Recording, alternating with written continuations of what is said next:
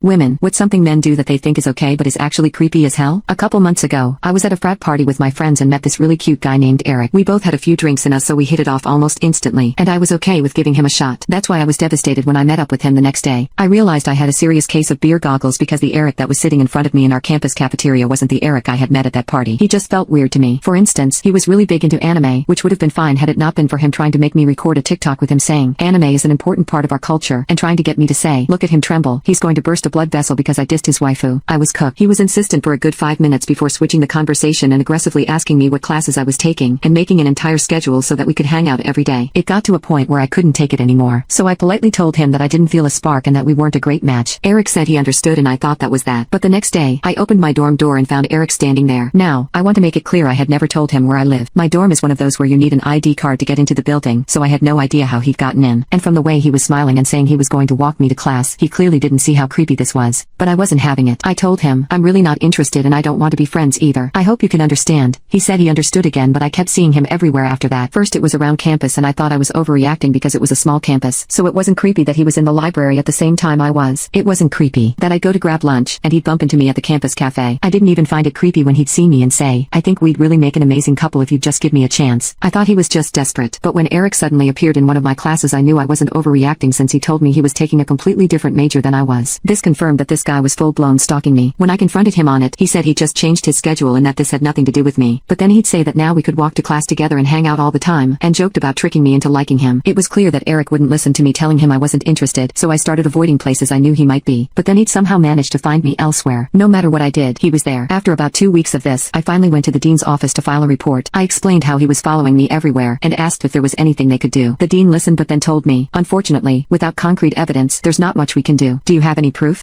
It wasn't like I'd been recording our conversations. I walked out of that office feeling frustrated and helpless. It even made me wonder if I really was overreacting and my life wasn't actually in danger. But I also knew that I didn't feel safe around Eric and I wanted the dean to help me out. So, if he wanted proof, then I was going to give him some one way or another. I ended up researching for a way to be recording all the time because nowadays girls should be protected from these creeps, and I knew there was something that would help them. That's when I saw Tana Mongeau talk about an app called Reclip that allows people to record audio at all times on a 2-minute loop. Basically, if someone says something and you want to capture it, it would let you. And I figured, this was the way out. If Eric was going to keep popping up, maybe I could catch him saying something that would prove he wasn't just casually bumping into me. So I downloaded it and let it do its magic. Unfortunately, I didn't have to wait long for him to approach me since he was outside my dorm building one day. He immediately told me, "It's cute how you always leave your lights on until midnight." My stomach dropped. How did he know that? I was panicking internally, but I kept calm and let him keep talking, since Reclip could save up to 2 minutes of audio. He then followed it up by saying, "Sorry, I know that sounds weird. I followed you back to the dorms the other day just to make sure you got back safely." I was freaked, but I wanted the dean to know this was Eric and I wasn't giving him some BS proof. So I asked, "Eric, why'd you do that?" And he replied, "Because you're meant for me, my name, and I want to protect what's mine." That was it. I walked away, and though I was shaking heavily and could feel him staring at me, I immediately reclipped the audio. Then, I went straight to the dean's office with the proof. He looked unsettled and shocked as he listened to the recording. Luckily, he assured me he would take action. I didn't see Eric again after that, but I made sure to have the Reclip app open at all times in case this ever happened again. I've also made all my dorm mates download it because it's a crazy world out there. And luckily this has been helping me feel comfortable on campus again. Now, whenever I see someone cute at a party, I'm a lot more careful before handing over my number. And if they start sprouting some anime BS, I'm out the door.